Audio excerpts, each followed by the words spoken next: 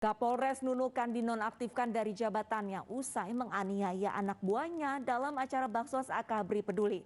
AKBP Syaiful Anwar kini diperiksa Divisi Propam Polda Kalimantan Utara.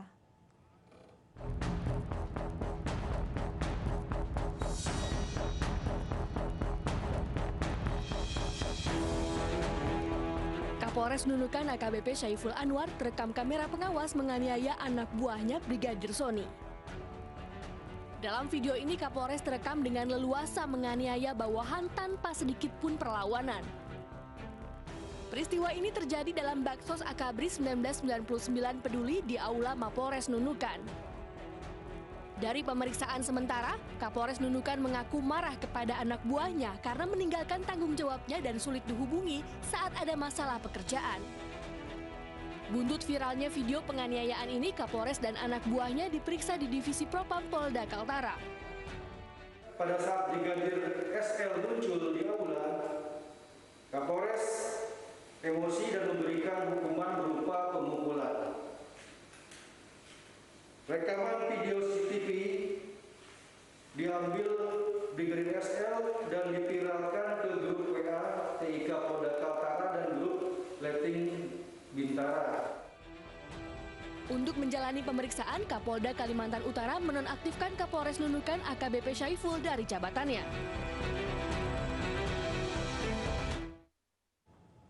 Korban anggota polisi yang tewas ditembak rekannya dikenal sebagai pribadi pendiam dan suka menolong. Sementara polisi masih melanjutkan olah tempat kejadian perkara untuk menuntaskan kasus ini.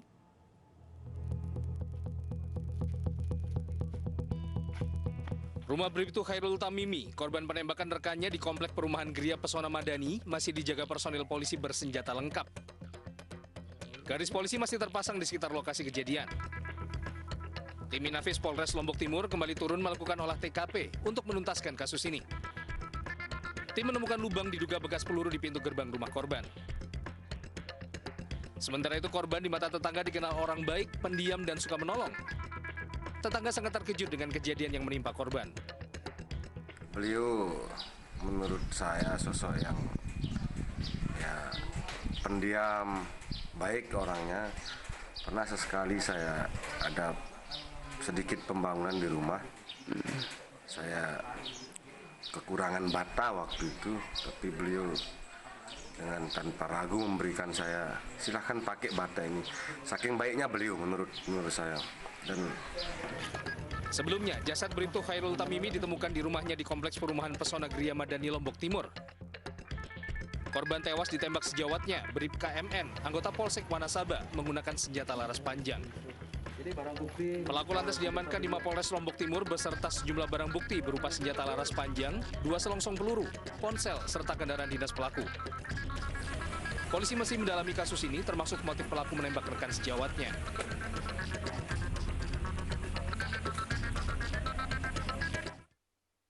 Seorang oknum polisi dilaporkan warga atas dugaan penganiayaan. Pelaku menganiaya korban hingga tak sadarkan diri karena menuduh korban mencuri. Sementara korban bersikeras mengaku tidak mencuri seperti yang dituduhkannya.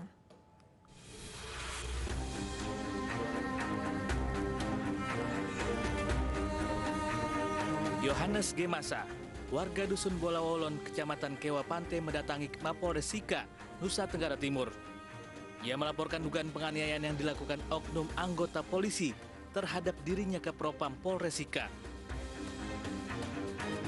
Untuk laporan tersebut, pelaku diperiksa internal. Dari pemeriksaan sementara, pelaku diduga menganiaya korban dengan tangan kosong, bukan dengan senjata seperti yang dituduhkan. Ya, karena ini anggota sudah kita minta keterangan di Polres dan kita akan cek sejauh mana kasus tersebut kebenarannya. Sampai sejauh ini dari pemeriksaan tidak seperti itu. Hanya terjadi memang dilakukan tidak membawa senjata dan hanya dilakukan tempeleng pada muka dan memukul bahu. Korban mengaku dianiaya oknum polisi karena dituduh mencuri. Selain dianiaya dengan tangan kosong, korban juga mengaku dianiaya dengan senjata hingga tak sadarkan diri. Akibat penganiayaan, korban menderita sejumlah luka di tubuhnya. Pakai senjata. Apa senjata laras pendek atau laras panjang? Laras panjang. Itu dia pukul pas di mana? cium tangan, di belakang sama di ulu hati. Dia alasan pukul Bapak kenapa? Itu dia hanya memaksa saya harus mengaku Bapak pencurian itu, tapi saya tidak pernah melakukan, jadi saya tidak paksa harus mengaku itu, saya tidak pernah mengaku. Kasus dugaan kekerasan oleh aparat ini masih dalam penyelidikan internal Polres Sika. Seorang anak melaporkan ayahnya ke polisi dalam kasus kekerasan dalam rumah tangga. Ironisnya pemirsa, korban justru menjadi tersangka setelah dilaporkan balik ayahnya, seorang perwira polisi aktif di Mapolres Pematang Siantar, Sumatera Utara.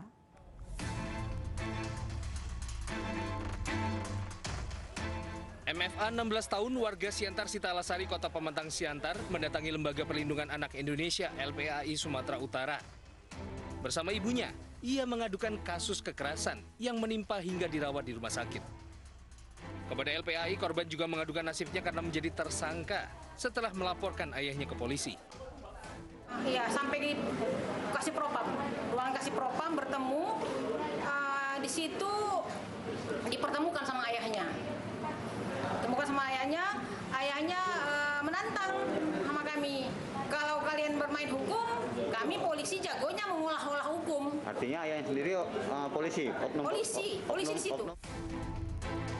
Sementara tim advokasi LPAI Sumut menilai adanya diskriminasi hukum dan kriminalisasi terhadap korban setelah dilaporkan balik ayahnya, perwira pertama Polri di Mapolres Pematang Siantar.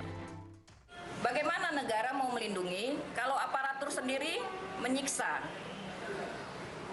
Apalagi yang disiksa itu anak-anaknya, bahkan istrinya juga disiksa. Jadi kami di sini meminta kepada Bapak Kapolri, Kapolda, dan Kapolres supaya menegakkan keadilan kepada MFA. Kasus saling lapor antara anak dan ayah berbuntut panjang. Ibda Pitra Jaya akhirnya mencabut laporan demi masa depan anaknya. Ia mengaku siap mempertanggungjawabkan perbuatannya.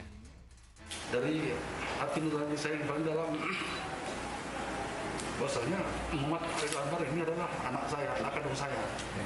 Saya tidak mau ke depan masa depan dia hancur, karena dia juga anak saya satu-satunya dan laki-laki satu-satunya. Saya berharap dia bisa sukses meraih cita-citanya. Proses ini kan akan kita tindak lanjuti, ya.